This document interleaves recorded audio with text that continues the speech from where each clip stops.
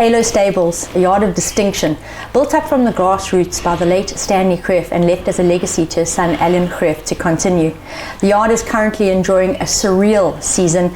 At the moment, the log leaders for the amount of winners trained nationally, 17th of July. What is the recipe and what keeps you getting up in the mornings?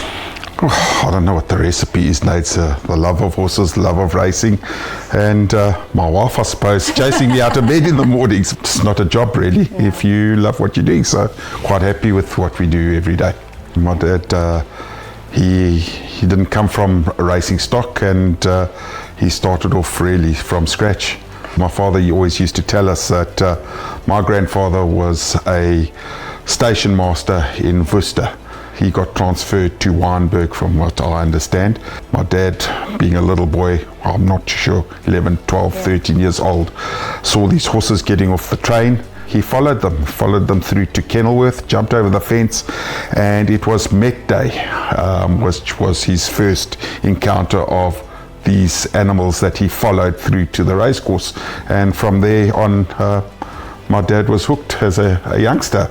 We've seen some famous shots in the office of him aboard Biltong, which will always stick out. But obviously he became a little bit heavier. He moved to training. He actually took his license out in 1952.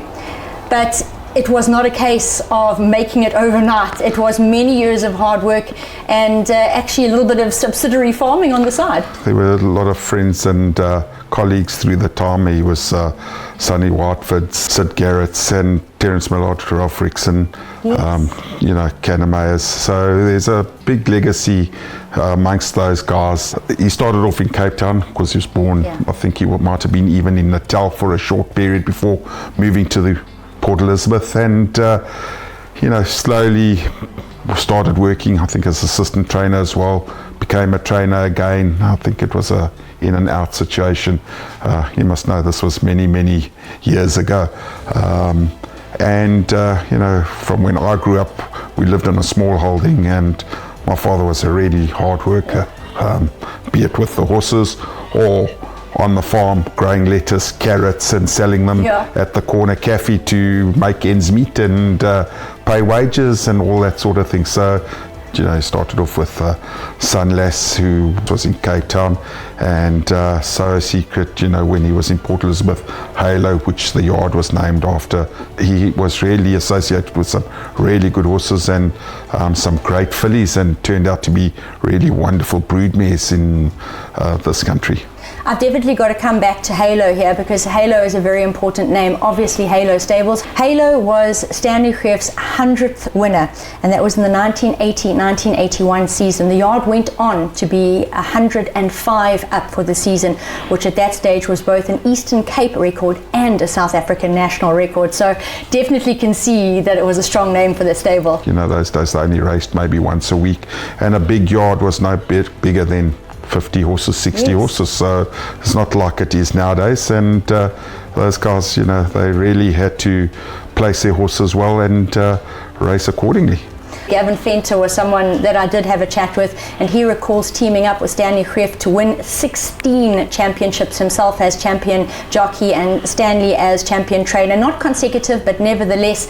And if you chat to Lorraine Greeff, your mom, she can remember going home with more than 25 winning trainer titles. Ellen, that's a huge amount of history. If you're married to a racehorse trainer, there's huge sacrifices made, and you've got to be a different breed of woman and lady to stick up for your husband, because there's a lot of sacrifices given. There's 24-hour days and 7 days a week, so it's not a normal job, and it definitely has its ups and downs. There's no steadfast rule when it comes to racing and the life you lead. It takes you a million places at once. So was there no other consideration in your life? Was this always going to be your end point? Oh, 100%. I always wanted to be a racehorse trainer. From when I was in primary school, my orals were done on racing, and there was nothing else I really wanted to do. I finished school, and those days at Woodridge, at Woodridge College, yes, down the road. Yeah, I was a boarder there, and from there it was do your national service, which was mandatory. I was a farrier and played polo cross for the SADF. From there, I went to work for Mr. Terence Millard for a short while before he retired, which was organised through my dad, and then went and worked for Tony. Had wonderful horses that year, the likes of El Mufti, Olympic Jewel, wow. Son of a Champ. And then from there, I went over to America, to Ocala, worked in Ocala for a while as a groom, went to Gainesway, worked there for a short while, then found my way back to Florida before coming back to Port Elizabeth. Now, you took over training from your dad in September of 1995. You've just touched on having seen that with the Millards, from Terence to Tony, and even though you'd been a presence your entire life in the day-to-day running of Halo Stables, assuming the lead role, I'm sure, did not come without its challenges. Once my dad passed away, you realise that, hold on, you're on your own here, and whatever decisions you make now were definitely your own accord. You didn't have the advice anymore, but hopefully I thought we'd learnt enough, but as we know in racing, you never stop learning. One thing about racing, it's a great leveler, and you can never take your foot off the pedal or think you're too big for the game. You've got to be always giving your best at all times, otherwise if you think it's easy, you'll definitely get a kick up the jack. Your family is a huge cornerstone in your life. Jennifer has been there from day dot, both personally and at the stable. She has really walked the hard yards with you. Kaylin, your eldest daughter, more recently has started working day to day, writing her assistance license. She's the driving force behind the syndicate horses. Then Justine and Nick, your youngest, they may not be involved in the day-to-day running of the stables, but they're always a phone call away and following the activities at the yard with great enthusiasm. Yeah, Jennifer's I was married very young, and she's been with me from the word go. I don't know if she really knew what she was letting herself in for, and she's been behind me 100% through the hard times, through the good times, and the indifferent times. We've got 3 wonderful children. Kaylin, who now works at the yard helping her mother, doing the day-to-day running. Justine, who would love to be more involved, but she's got her own little jobs to do, and she's a school teacher, and she works really hard at that, but loves racing. Even at boarding school, used to sneak out to just check on the results on a Friday. Sounds like Nicholas, he's got his own career path as a game ranger and loves what he's doing, but a meeting doesn't go by where they know what's happened and what the results are, good, bad or indifferent. They know that if we've had a good day or a bad day. Now, we started our chat a little bit earlier with what a wonderful season the yard is currently having. At the moment, Alan has won the Eastern Cape Champion Trainer title on 17 occasions from 29 seasons. This is going to, as I mentioned, be the 30th, and he looks to be heading towards his 18th. Also holds the record for the most winners trained in an Eastern Cape season, which is 176.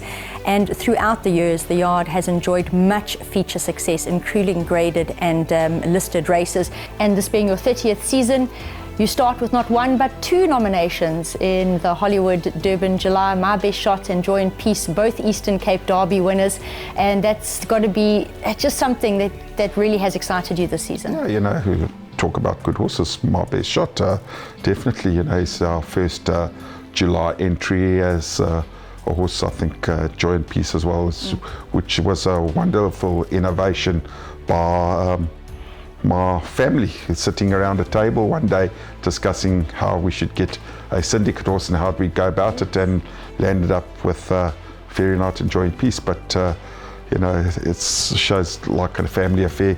They were happy to run with it. I gave them the rein, and we came up with that idea of all those 2 horses, and they've really given people some really happy time. Coming back to the actual venue of Port Elizabeth and the training stable of Port Elizabeth, it's just amazing, Alan, how some horses come here, they arrive, they flourish, be they quirky horses that enjoy a more laid-back, less pressurized atmosphere, or just the change of environment. It's not unusual to see a horse arrive here as a maiden and finish up as a multiple winner. It's amazing, really. No, it is, Nate, and I think the change of environment has got a huge factor to play, especially in the last 15 odd years since we've had the poly track. Yes.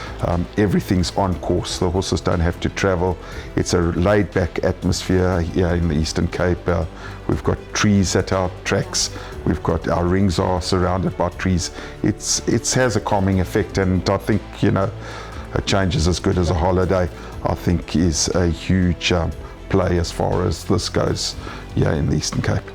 Now, something that particularly fascinates me about your career as a trainer is you've bridged what is termed old school training.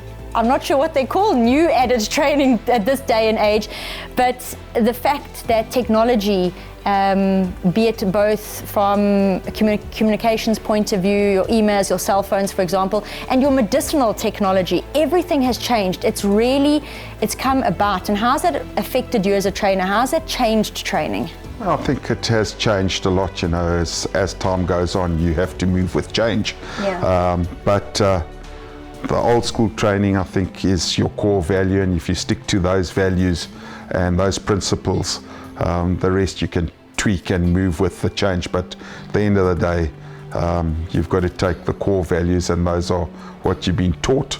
Yeah. And you know, adapt accordingly with that. But I think deep down, you've got to keep your core value. I'm sure you've had a couple of opportunities to spread your wings and perhaps go ply your trade somewhere else. What's kept you in Port Elizabeth? Yeah, I've had a couple of chances. Singapore was one of them very early in my career. And, you know, I've had opportunities to move to the other centres. But PE is home. Yeah. PE is a wonderful place. And my father had the same opportunities, but we have a lovely lifestyle in the Eastern Cape, and we're happy with what we're doing. We can always raid, and you know, it's a way of life, and you've got to live as well. Now, we're talking about this being the 30th season of your career, coming to a close now in about a month and a half, and it's been a brilliant one. And it's been your 30th, proving that you can always exceed and excel. You can always up your game. And what goals do you keep setting yourself with every season? I think, you know, I must say I was surprised when you said 30th year, but just shows how long. It doesn't feel like I've been training that long, yeah, to be honest, because I love training and I love what I do.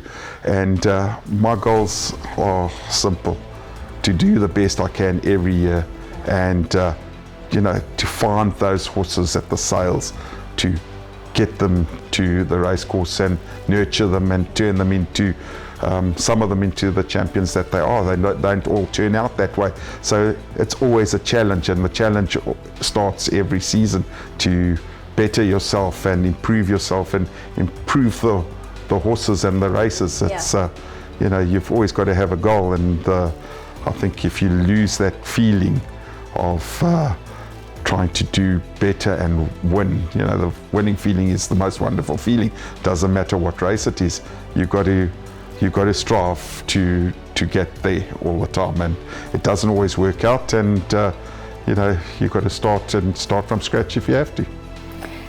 Alan, it's been wonderful hearing the story behind Halo Stables, and not just the story behind Halo Stables, the family that's really rooted in the South African racing history. So thank you very much for taking the time to tell the people all about Halo Stables. It's a pleasure, you know, and well, just, you know, racing brings the whole world together, and you meet people from all different walks of life, and I think that's a wonderful feeling, or a way to get to meet people from all walks of life. It doesn't matter when it comes to racing. It brings us all together. It certainly does do just that, and it's just amazing to go back in the history and to really dig out the stories and find out more behind the scenes. And once again, it's been an absolute pleasure, and a lot of respect to the founder, Stanley Greeff, Alan, for carrying the mantle, his family behind him, and yeah, long may Halo Stables thrive.